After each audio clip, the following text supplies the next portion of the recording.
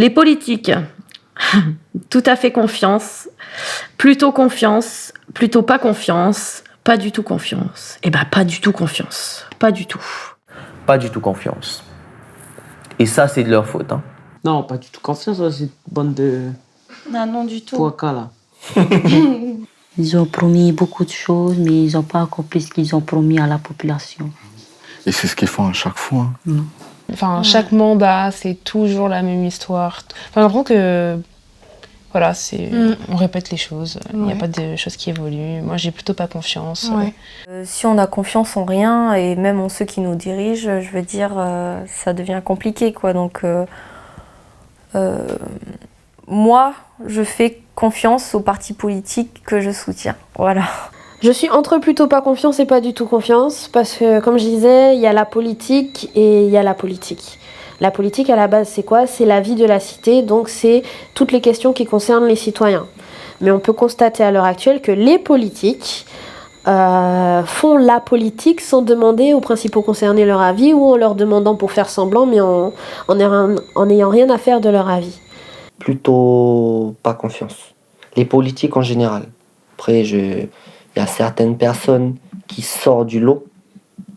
Et puis voilà, faut pas non plus généraliser. Oh, ça dépend. Moi, je dirais plutôt pas confiance. Qu'est-ce qu'on entend par politique, mais quoi, pas c'est du tout. Confiance, parce qu'il y a quand même des choses qui sont mises en place qui font que voilà. À notre échelle, en tout cas, au niveau de tu parles de quoi, la commune, la région, peu importe, en général. En fait, plus l'homme politique ou la femme politique en question est quelqu'un qui est, j'ai envie de dire, géographiquement loin de moi, moins j'ai confiance. C'est-à-dire que dans les élus locaux, il y a une certaine forme de proximité, une certaine forme d'échange avec le peuple.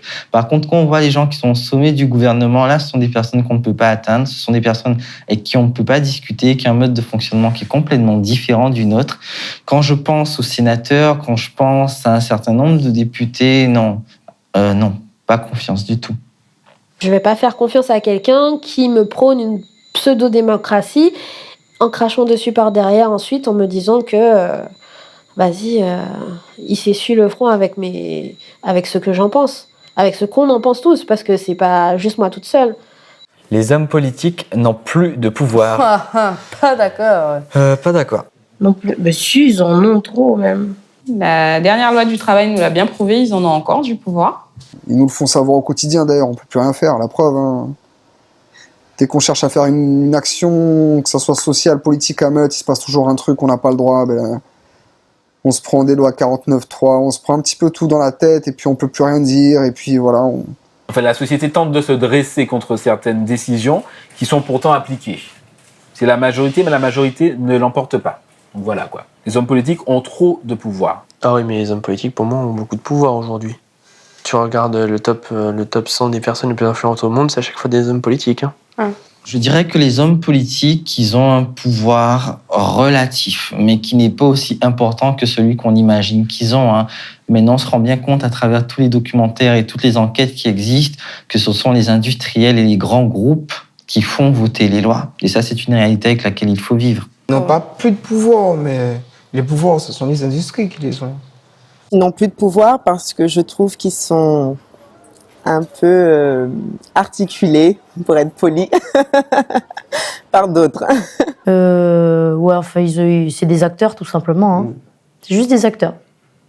Je suis assez d'accord. Je pense qu'ils sont dépendants d'autres États ou de l'Europe ou de X ou Y chose. Ils ne sont plus maîtres dans leur pays.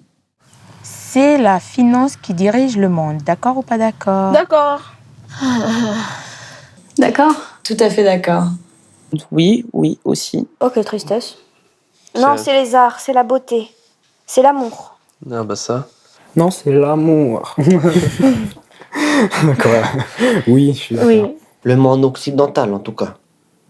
Ouais, le monde... le système dans lequel nous on vit, c'est sûr que la finance, elle a une grosse part. J'aime bien imaginer le monde, là, géré par trois grands gros pantins, là, qui nous tirent comme des marionnettes et qui font ce qu'ils veulent.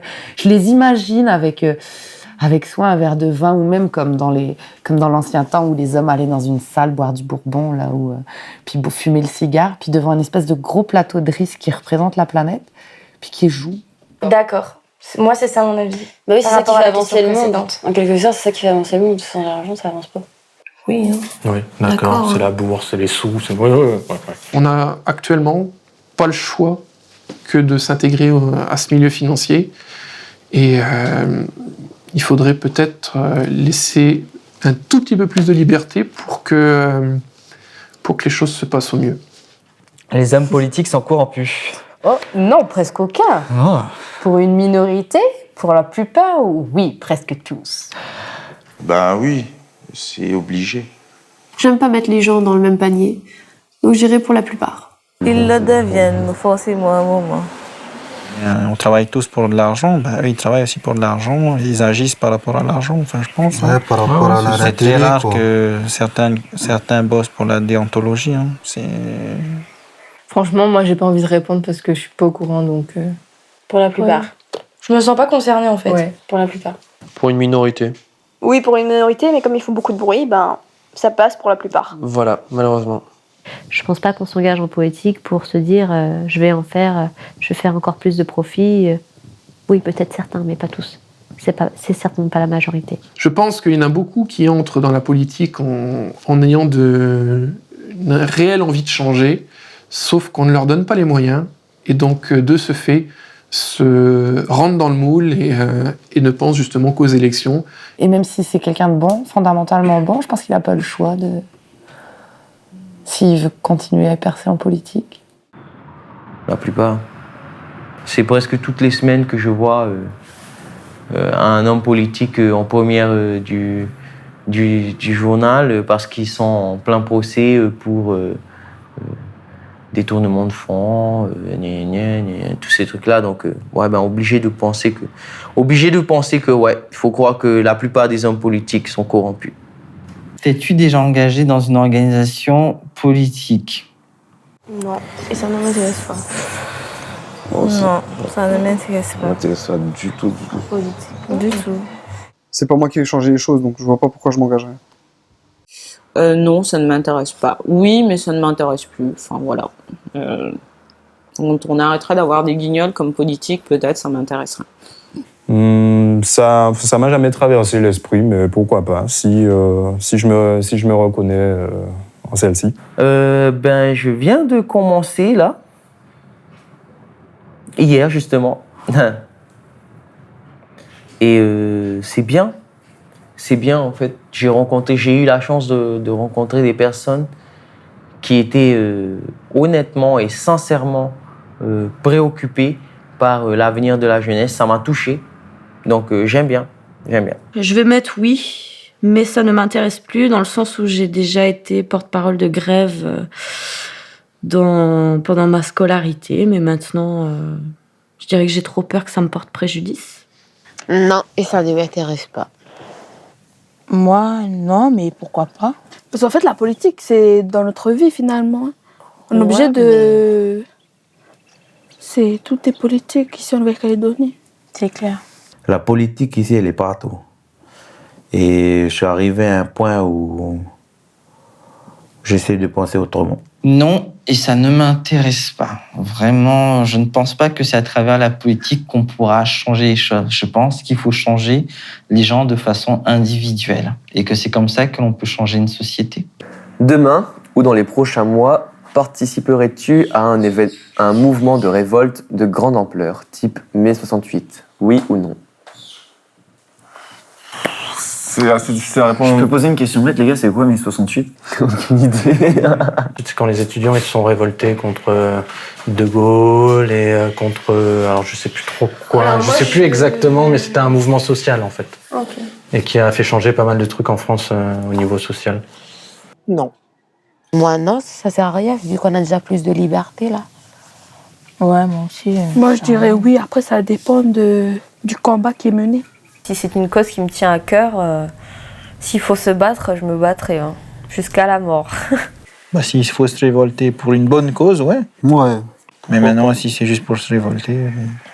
Je sais pas, c'est pourquoi, qu'est-ce qu'on va renverser?